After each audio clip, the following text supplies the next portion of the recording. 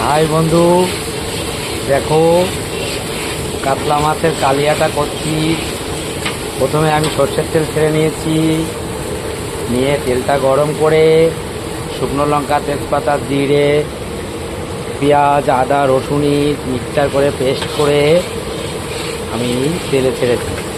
এই মশলাটা যখন হবে তখন আমি চালমগজ, কাজু বাদামটা দেবো। দেখো তোমরা কেমনভাবে তৈরি করছি। আর আজকের পরিবেশটা দেখুন, খুব গরম আর রোদ্দুর প্রচুর পরিমাণে। এই গরম সহ্য করা যাচ্ছে না, এত গরম। দেখুন, এই 120 জন লোকের রান্না। আমি ছোট কাজও করি, বড় কাজও করি।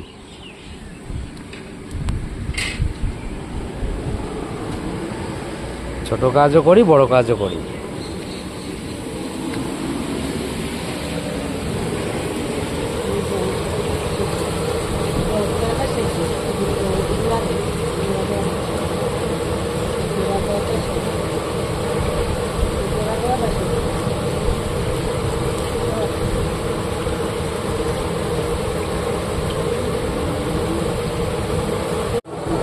দেখো বন্ধু, সেই কাতলা মাছের কালিয়াটা দেখো আমরা ভালো করে ফুটিয়ে উপরে তেল ভেসে উঠেছে।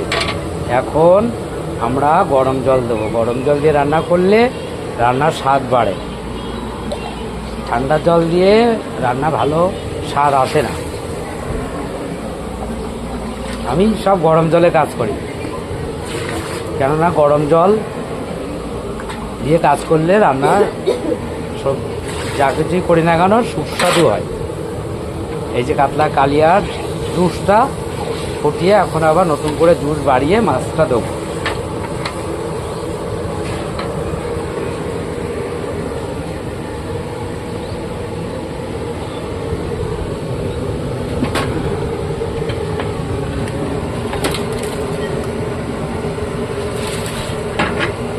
দেখো এই যে মাছটা ঢেলে দিয়েছি, সেই কাতলা কালিয়া। আমরা কাতলা কালিয়াটা করে এখন নামাবো।